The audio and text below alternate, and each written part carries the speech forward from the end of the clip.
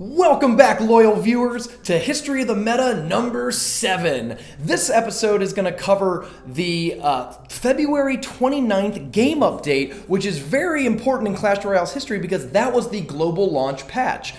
We've seen over the last couple episodes a lot of very fast balance updates where Supercell's trying to get the game ready for a wide audience. This is the final balance patch as you saw in the last video, and now game update before the game was released to everybody in the world. It's a pretty huge update. We've actually broken it up into 2 videos. This is part 2.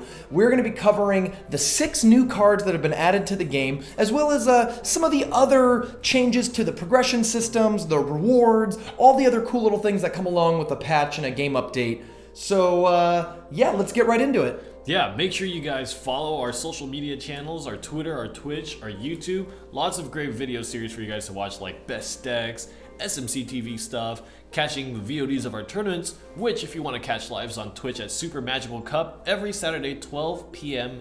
PST. Make sure you watch the most competitive Clash Royale tournament in the world. Let's get into the history of the meta. But it wasn't just arenas that were added. They added a lot more to the game. Deck slots. A very, very wanted feature. There was one deck slot. Like, that was it. If you wanted to save a deck, you didn't. Bad. Yeah, get a post-it note or something. Yeah, post-it note, It was not, the 3 deck slots was easily the most requested feature. You know it was a good feature because everyone asked about it, and as soon as they put it in, no more people asked about it until now when people say, can I get 5? Can I get 7? Yeah, and then they added in the training camp, and they pushed the trophies up to, rather they scaled the trophies up to 3,500 in the training camp.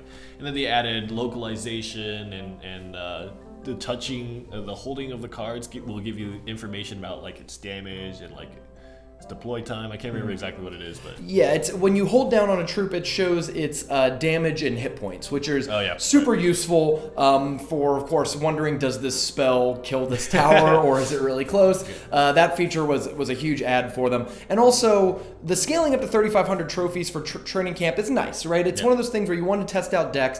The training camp used to stop somewhere around tournament cap, so if you had level 10 or level 11 cards, it like was even less useful than it might otherwise be. So it was nice that it would scale up, so at least you could try out some wacky deck ideas or interactions and have the cards at least be relatively competent.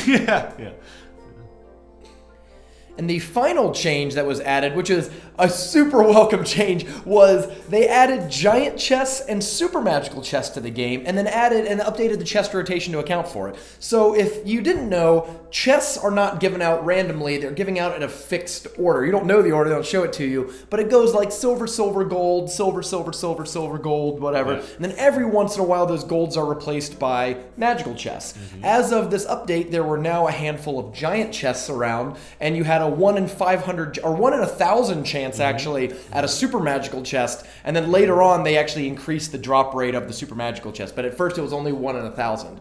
On top of that, the store got updated to actually sell giant chests and super magical chests. I'm sure we can find pictures of it, but there was a time when the shop was just silver, gold, magical, and I'm sure you can imagine how exciting it was to spend your money opening a bunch of silver chests. It was pretty funny.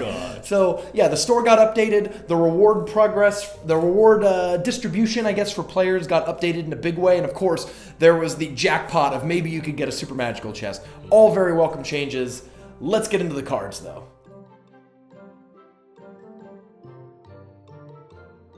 Alright, the first card introduced. Really, really exciting, Runham. Probably the best card they ever introduced. So overused. No, not really. It was the Royal Giant. Absolutely worst card in the game. It was the actual worst card in the game. It's hard to imagine a time, but it was. It's interesting now. I feel like as of recording this video, Royal Giant has been so discussed that I've forgotten what it was like when it was first introduced, but it was the laughingstock of the Clash Royale community for a long time. On all fronts, the Royal Giant was underwhelming. It didn't have enough hit points. It really didn't do enough damage. And interestingly enough, the biggest function of the card was failing. It didn't have enough range either. And so it was just towers. Yeah, it was just a 6 cost. Basically, you were giving 6 elixir free to the opponent. It's wild to think that there was a time where the card was so bad that if you played Royal Giant, you were a hero of the people for playing weird cards. There's a scene you'll see in a future History of the Meta game when we cover the Helsinki tournament when ClashWithash plays a Royal Giant, the crowd goes wild. The crowd's like, oh my god, who's ever going to play that card?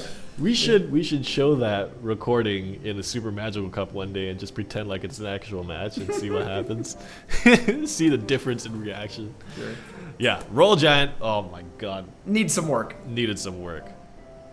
Three Musketeers was also a really interesting card when it was debuted. It was the first card where, you're previewing new stuff, players get to make judgment calls on it. Well, they don't really know how good, say, Dark Prince or Royal Giant or whatever's going to end up being, but Musketeer was a card they had a lot of experience with. It existed in the game. So to get 3 Musketeers for 10 elixir, it's worth mentioning that it was 10 elixir when the card first came out, people were they thought that was going to be the worst card in the game, because Musketeer... well, first off, fireballs everywhere. So the idea that you'd play 3 Musketeers for 10 elixir and just get them fireballed was a nightmare. People hadn't really considered the power of splitting them yet and what that could open up. But more importantly was that Musketeer was bad throughout all of beta. It was only 10 days ago, on February 19th, where Musketeer finally got buffed to be a good and playable card. Yeah. So people just weren't in the mindset of like, okay, I get 3 good cards at a discount of elixir. They were focused on like, who wants 3 Musketeers? Right? Yeah. So it was definitely a very underrated card when it came out. I played it when it first came out, even at 10 elixir. I didn't think it was that bad, but of course, getting fireballed was just the end of the world. So interesting new card. I really like how it was the first time that you would see them play cards that were like, okay, here is a card that takes existing other cards and it does cool things with them at their elixir cost. Ultimately, later it gets reduced to 9 elixir, and at that point it becomes a good card, but at launch, too pricey. Yeah, and I think it took a long time for people to really, really accept 3 Musketeers and experiment with them.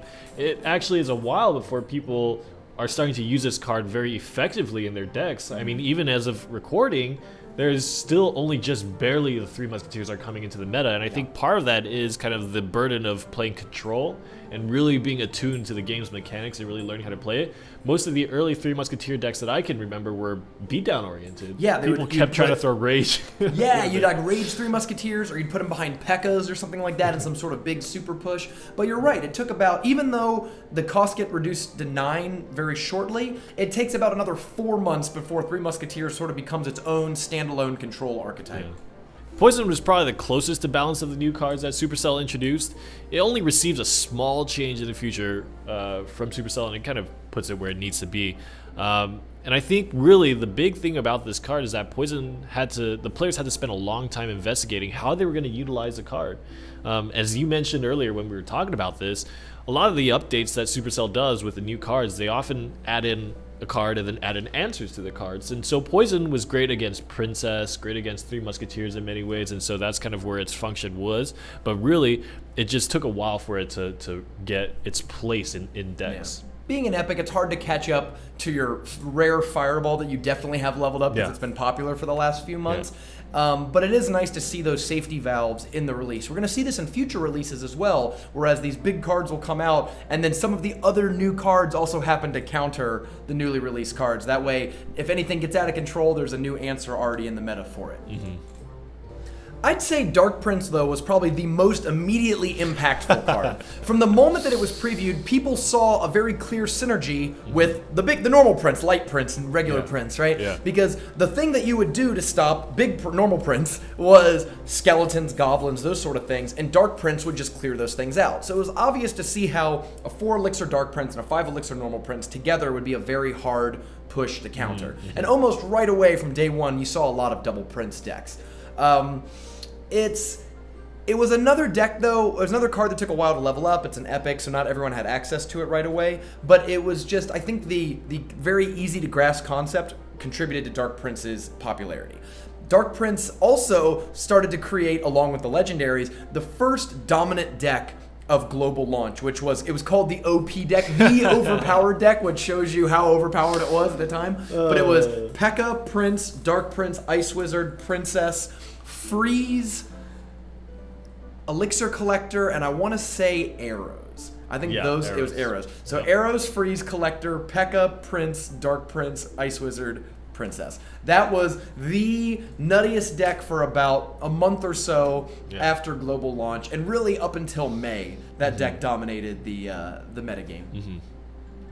Finally, the 2 new legendaries that were introduced to the game made a huge impact in terms of how the game was played and kind of how decks were built.